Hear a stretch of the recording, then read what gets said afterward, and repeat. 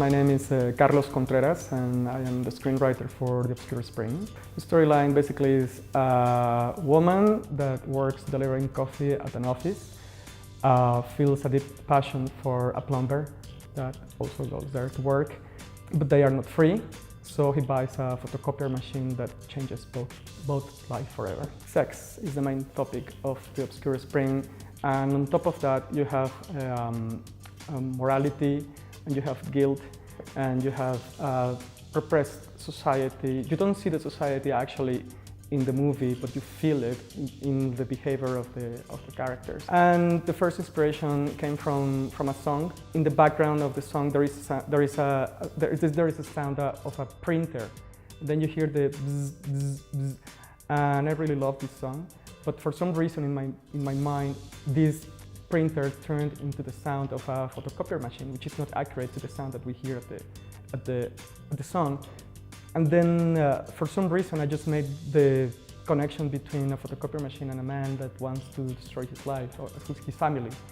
And that was the first impulse. And then with that core idea, I thought that the reason why he wanted to destroy his family, I thought that the reason was his lack of freedom, and I concluded that that lack of freedom had to do with sexuality and sex.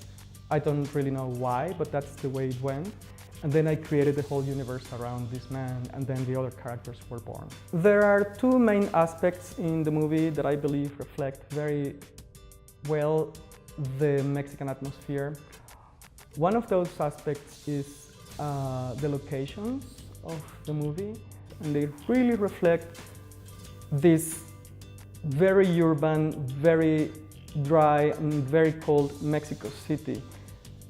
You won't find a movie here in Mexico that reflects the city in that sense, and everything has a spirit which is very, I don't want to say industrial, but that's the word that comes to my mind. It's just really, it feels like a very strong, powerful city that crashes the characters, and the spaces are really wide, but at the same time they are really claustrophobic, and the characters live this very intense inner life, which is contradicted by the very large city that we see on the screen. So I was really, really happy when I saw that on the screen. That, for instance, is not written in the script. The second aspect that I believe reflects Mexican society is the repression. There is a lot of repression here in this country about sexuality, and moral duties are regarded as something that we have to really do. It really shapes our behavior, and the fact that the characters can't escape from that, from all along the story, I know people like that. I know that people, they have this abstract concept in their mind, and it's quite painful, I would say. It's quite something to see that there is nothing that stops them from doing what they want to do, but actually is just an idea in their mind. And this comes from, of course, this comes from our culture. It comes from the Catholic society. Very on purpose, I never wrote anything related to religion or to the church in the script. I avoided that very on purpose, but you can feel it and you can breathe it, and you can see that the characters the guilt they feel, it comes from there, from religion and the guilt.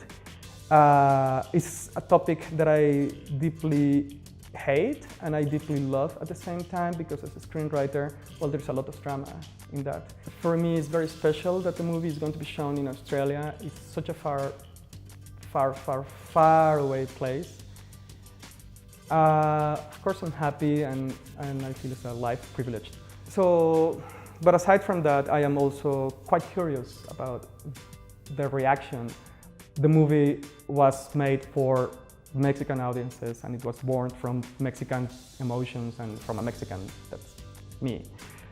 So I'm really curious to see how they are going to react, and I really hope they enjoy it, but I really hope that someone sends a message and says his or her opinion on the movie.